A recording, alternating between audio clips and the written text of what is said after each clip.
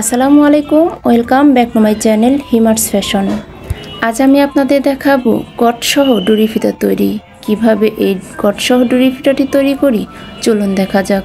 এখানে দুই ধরনের কাপড় নিয়েছি, তবে এই ব্ল্যাক কালার কাপড়টি দিয়ে আপনাদের দেখাবো কিভাবে আমি কাজটি করি। এই দেখতে পাচ্ছেন এখানে দুই পাট আছে, তবে আমি 4 পাট করে নিলাম।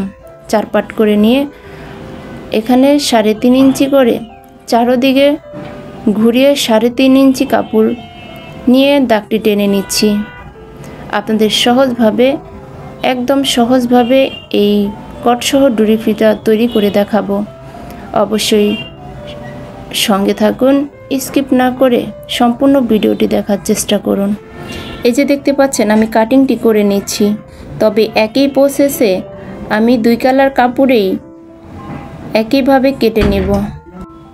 তবে চারদিকে সমানভাবে এই কাপড়টি হতে হয়। তাই এই যে দেখতে পাচ্ছেন আমি ফিনিশিংটা করে নিচ্ছি। একইভাবে 2 কালারের কাপড়ে আমি কেটে নিলাম, তবে উপরে এই কাপড়টিকে আমি 1/2 ইঞ্চি ছোট করে কেটেছি। তবে এই কাপড়টিকে এবার 2 ধরনের কাপড়কে আমি ফুলের পাপড়ির মতো সুন্দর একটি রাউন্ড শেপ করে আমি কট তৈরি করে নেব। তবে এই যে দেখতে পাচ্ছেন আমি 2টি পার্ট একসাথে করে সেলাই করে নিচ্ছি।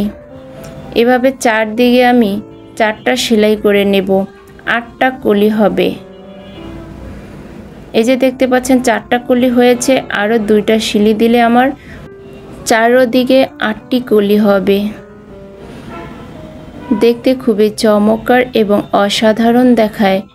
তবে আপনারা সম্পূর্ণ ভিডিওটি একটু ফলো করে দেখবেন।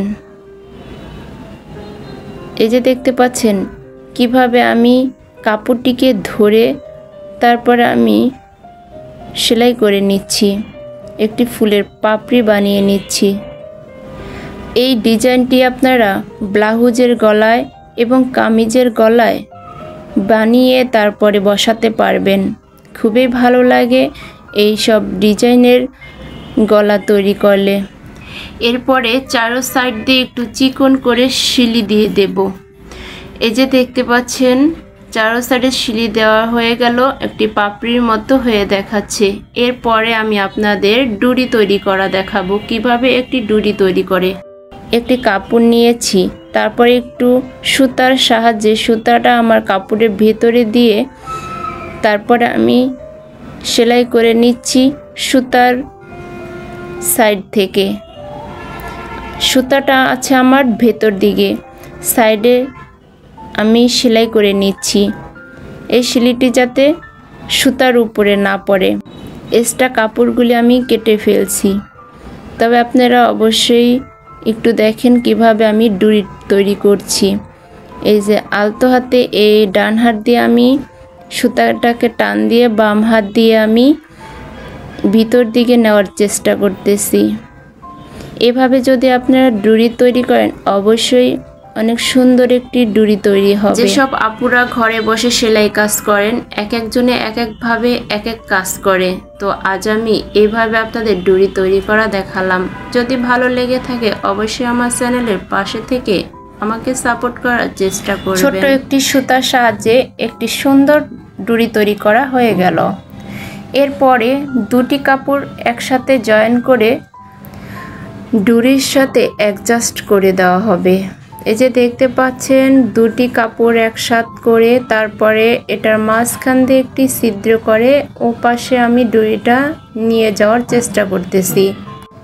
এখানে আমি 2টি কাপড় নিয়েছি, তবে আরেকটি কাপড়ও জয়েন করতে হবে। এবার আমি সেলাই করে নিচ্ছি অ্যাডজাস্ট করার জন্য। আমার কটটি এত দূর হয়েছে, তবে ব্ল্যাক কালারের আর একটি কাপড় নিয়ে 3 পাটের একটি কট তৈরি করব।